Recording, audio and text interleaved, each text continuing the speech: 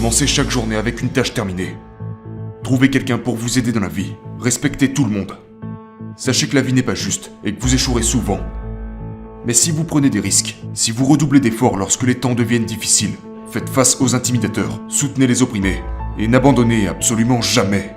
Si vous faites ces choses, la prochaine génération et la génération suivante vivront dans un monde bien meilleur que celui que nous connaissons aujourd'hui.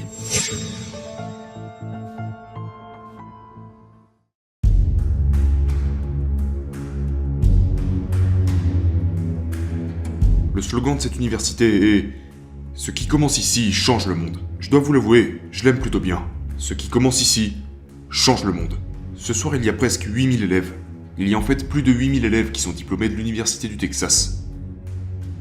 Donc, ce grand idéal de rigourosité analytique, ask.com, affirme que l'Américain moyen rencontrera 10 000 personnes au cours de sa vie. 10 000 personnes, ça fait beaucoup de gens. Mais si chacun d'entre vous changeait la vie de seulement 10 personnes, et si chacune de ces 10 personnes change à leur tour la vie de 10 autres personnes, et ainsi de suite, d'ici 5 générations, dans 125 ans, les classes de 2014 auront changé la vie de 800 millions de personnes. 800 millions de personnes. Pensez à ça. Plus du double de la population des États-Unis. Ajoutez encore une génération à ça, et vous pouvez changer la totalité de la population mondiale. 8 milliards de personnes. Si vous pensez qu'il est difficile de changer la vie de 10 personnes, de changer leur vie pour toujours, vous avez tort.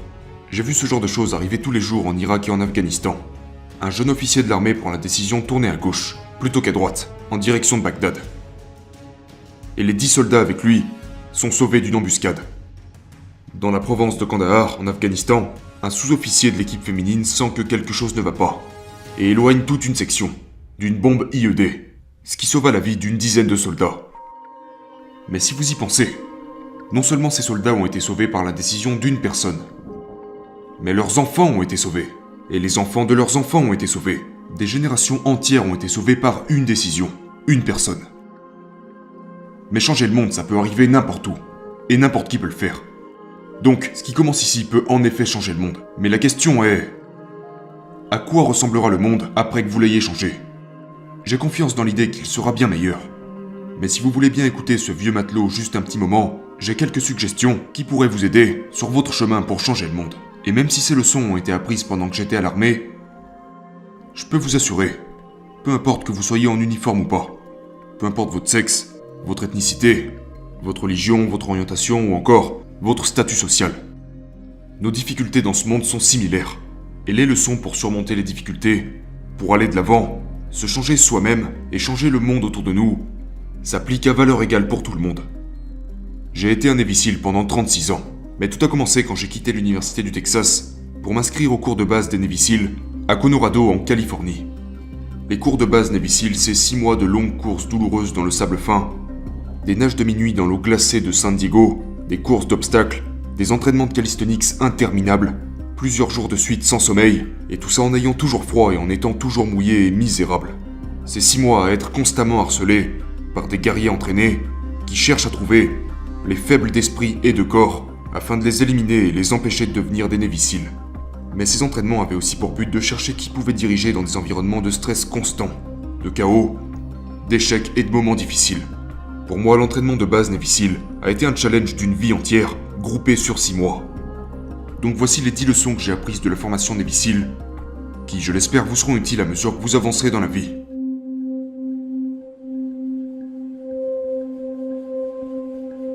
Tous les matins, pendant la formation, mes instructeurs, qui à l'époque étaient tous des vétérans du Vietnam, arrivaient dans mon dortoir. Et la première chose qu'ils faisaient, c'était inspecter mon lit. Si c'était fait correctement, les coins seraient carrés, les couvertures bien étendues, l'oreiller centré juste au-dessous de la tête du lit, et la petite couverture additionnelle serait soigneusement pliée au pied du lit. C'était une simple tâche, banale au mieux. Mais chaque matin, nous avions l'obligation de faire notre lit à la perfection. Ça semblait un petit peu ridicule à ce moment, en particulier à la lumière du fait que nous aspirions à devenir de vrais guerriers, des SEALs endurcis au combat. Mais la sagesse de cette simple action m'a été prouvée de nombreuses fois. Si vous faites votre lit tous les matins, vous aurez accompli la première tâche de la journée. Cela vous donnera un petit sentiment de fierté. et vous encouragera à faire une autre tâche. Et une autre. Et une autre. Et d'ici la fin de la journée, cette tâche accomplie se sera transformée en de nombreuses tâches accomplies. Faire votre lit renforce également le fait que les petites choses comptent. Si vous n'êtes pas capable de faire les petites choses correctement, vous ne serez jamais capable de faire les grandes correctement. Et si par manque de chance vous passez par une mauvaise journée, vous rentrerez chez vous et le lit sera fait. Vous l'aurez fait.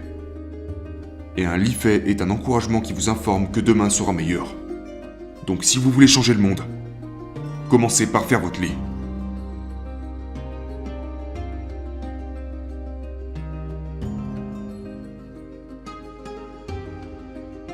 Pendant la formation Navy SEAL, les élèves sont tous divisés en plusieurs équipages.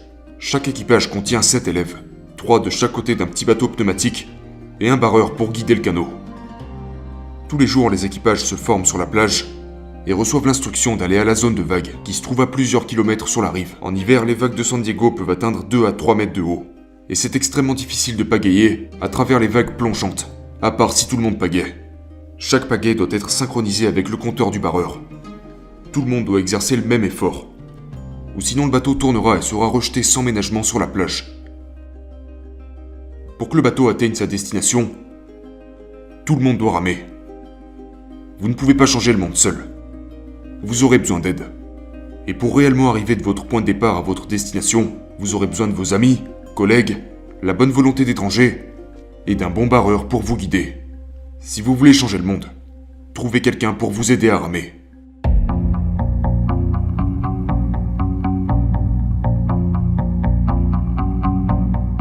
Après quelques semaines d'entraînement difficile, la classe qui contenait 150 hommes n'en contenait maintenant plus que 42. Il n'y avait donc plus que 6 bateaux, avec 7 hommes sur chaque bateau. J'étais sur le bateau avec les gars les plus grands, mais le meilleur équipage que nous avions était celui avec les plus petits gars. On les appelait l'équipe des Munchkins. Aucun d'entre eux ne faisait plus d'1m70. L'équipe des Munchkins contenait un Indien américain, un Afro-américain, un Polonais américain, un Gréco-américain, un Italien américain et 2 jeunes robustes du Midwest. Ils ramaient plus vite, nageaient plus vite et couraient plus vite que tous les autres équipages. Les grands hommes des autres équipages se moquaient toujours des minuscules petites palmes que les Munchkins mettaient sur leurs minuscules petits pieds, avant chaque nage. Mais d'une façon ou d'une autre, ces petits hommes qui venaient des 4 coins du monde étaient toujours les derniers à rire, allant plus vite que tout le monde et étant sur la plage avant tous les autres. La formation Navy SEAL est un super égalisateur. Rien ne compte à part votre volonté à réussir. Pas votre couleur, pas votre ethnicité, pas votre éducation, et encore moins votre statut social. Si vous voulez changer le monde, évaluez une personne à la taille de son cœur, pas à la taille de ses palmes.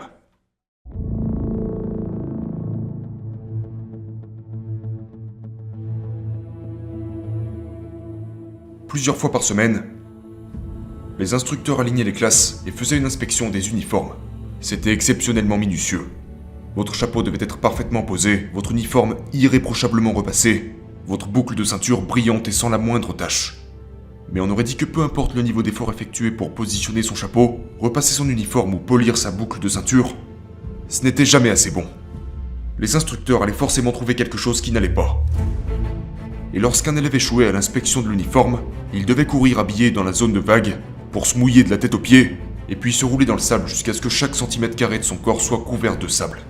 L'effet était connu sous le nom de biscuit sucré. On devait ensuite rester dans l'uniforme mouillé, froid et plein de sable pour le reste de la journée. Il y a beaucoup d'élèves qui ne pouvaient juste pas accepter que leurs efforts étaient en vain et que peu importe à quel point ils faisaient tout leur possible pour que leur uniforme soit parfait, leurs efforts restaient insuffisants. Ces élèves n'ont pas tenu jusqu'à la fin. Ces élèves n'avaient pas compris le but de la manœuvre. Vous ne réussirez jamais. Vous n'aurez jamais un uniforme parfait. Les instructeurs n'allaient pas le permettre. Parfois, peu importe à quel point vous vous êtes préparé, ou à quel point vous avez performé, vous finirez quand même comme un biscuit sucré. C'est juste que la vie est comme ça des fois. Donc si vous voulez changer le monde, passez au-dessus du fait d'être un biscuit sucré, et continuez à aller de l'avant.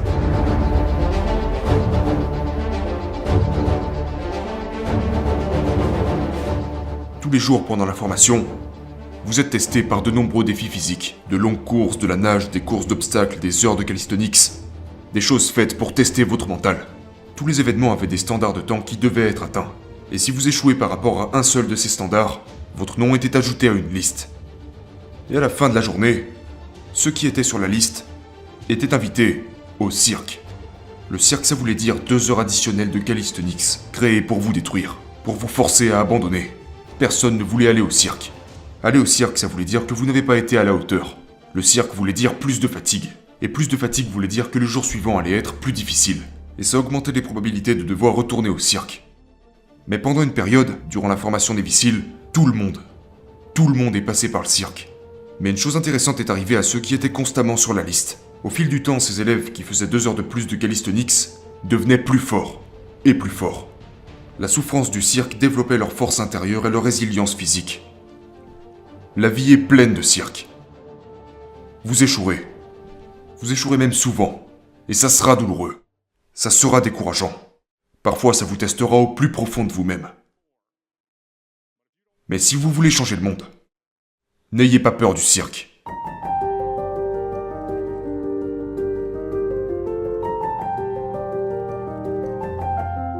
Au minimum 2 fois par semaine, les stagiaires devaient traverser le parcours du combattant.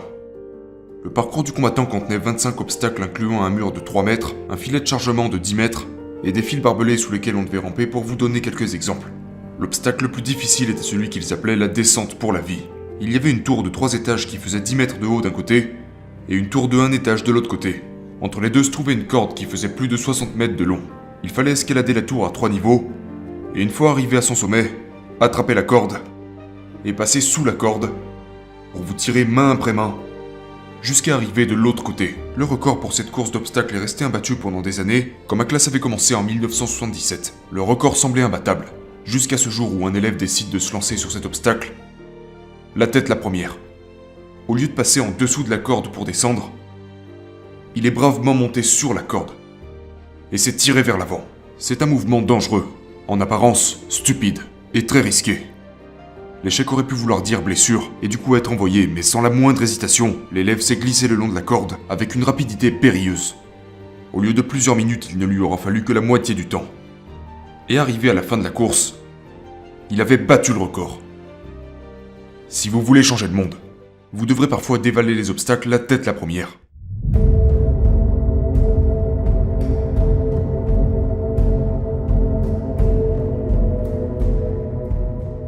Durant la phase de formation à la guerre terrestre, les élèves sont envoyés sur l'île de Saclamente, qui se trouve au large des côtes de San Diego. Il s'avère que Saclamente est un des endroits où les grands requins blancs se reproduisent. Pour passer la formation des Vissiles, il y a de longues nages à accomplir. L'une d'entre elles est la nage de minuit. Avant la nage, les instructeurs briefent joyeusement les élèves sur toutes les espèces de requins qui vivent dans les eaux de Saclamente. Mais ils vous assurent cependant qu'aucun élève n'a jamais été mangé par un requin. Du moins pas à ce qu'ils s'en souviennent. Mais on vous apprend également que si un requin commence à vous encercler, il faut défendre votre territoire. Ne fuyez pas. N'agissez pas comme si vous aviez peur. Et si le requin veut un petit snack de minuit et nage contre vous, alors rassemblez toutes vos forces et frappez-le au museau. Alors il se retournera et nagera dans la direction opposée. Il y a beaucoup de requins dans le monde. Et si vous espérez finir votre nage, il faudra faire avec. Donc si vous voulez changer le monde, ne fuyez pas les requins.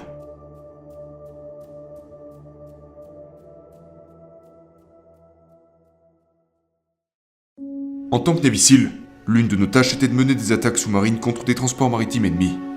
Nous avions énormément pratiqué cette stratégie pendant l'entraînement. La mission d'attaque de transport maritime consiste à envoyer 2 plongeurs Navy-SEAL à l'extérieur d'un port ennemi et qui doivent ensuite nager plus de 3 km sous l'eau avec rien d'autre qu'une jauge de profondeur et une boussole pour atteindre la cible.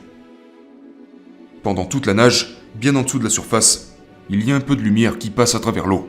Il est réconfortant de savoir qu'il y a quelque chose au-dessus de vous. Mais plus vous vous rapprochez du navire, plus la lumière s'atténue. La structure métallique du navire bloque le clair de lune et bloque les lumières environnantes. Ça bloque toutes les lumières ambiantes. Pour réussir votre mission, vous devez nager en dessous du navire pour trouver la quille, la ligne centrale, au niveau le plus profond du bateau. C'est l'objectif. Mais la quille est aussi la partie la plus sombre du bateau, où vous ne pouvez même plus voir vos mains en face de votre visage, où le bruit de la machinerie du bateau vous assourdit, et où il devient facile d'être désorienté. Et vous pouvez échouer. Tous les Navy Seals savent que c'est en dessous de la quille, au moment le plus sombre de la mission, que c'est à ce moment que vous avez besoin d'être calme. Où vous devez être calme, où vous devez être concentré, où toutes vos compétences tactiques, votre force physique et votre force intérieure doivent être réunies.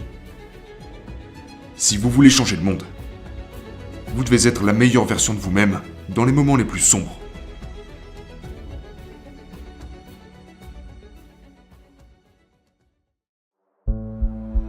La 9e semaine d'entraînement est appelée la semaine de l'enfer. Elle comprend 6 jours sans sommeil, à être constamment harcelé physiquement et mentalement, ainsi qu'une journée spéciale dans une vasière. La vasière se trouvait entre San Diego et Tijuana, où l'eau se vide en créant les marécages de Tijuana. Un terrain marécageux où vous serez englouti par la boue. C'est le mercredi de la semaine de l'enfer, où vous deviez pagayer jusqu'aux vasières et passer ensuite 15 heures à essayer de survivre à ce froid glacial, au hurlement du vent et à la pression incessante des instructeurs.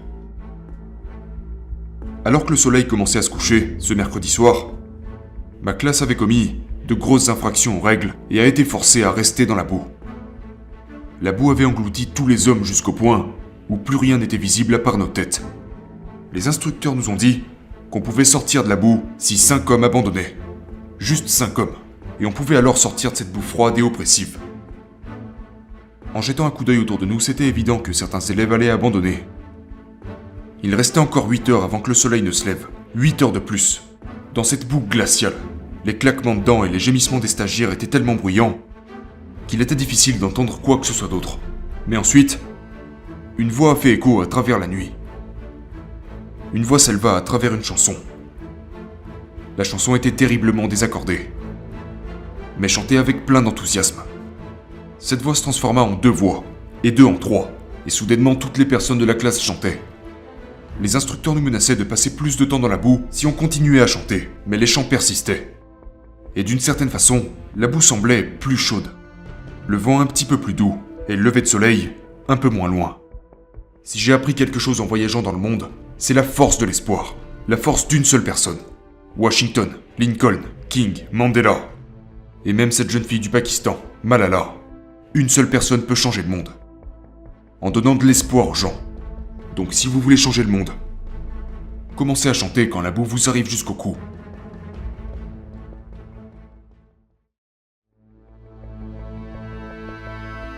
Pour finir, pendant la formation des Navy, il y avait une cloche. Une cloche en laiton qui pendait au centre de l'enceinte pour que tous les élèves puissent la voir. Tout ce que vous aviez à faire pour abandonner, c'était sonner la cloche.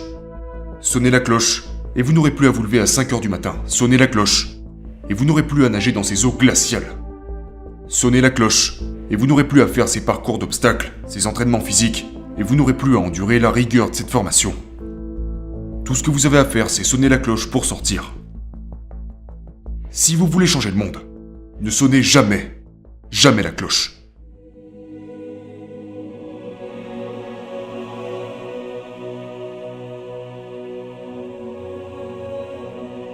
Chère classe de 2014, vous êtes sur le point d'être diplômé.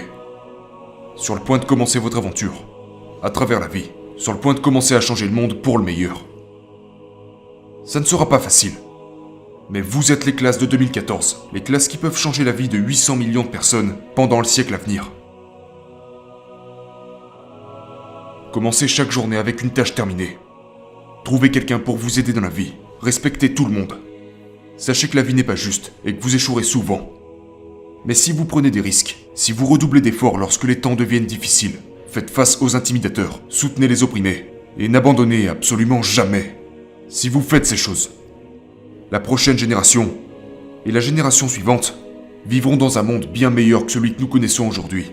Et ce qui aura commencé ici aura en effet changé le monde pour le meilleur.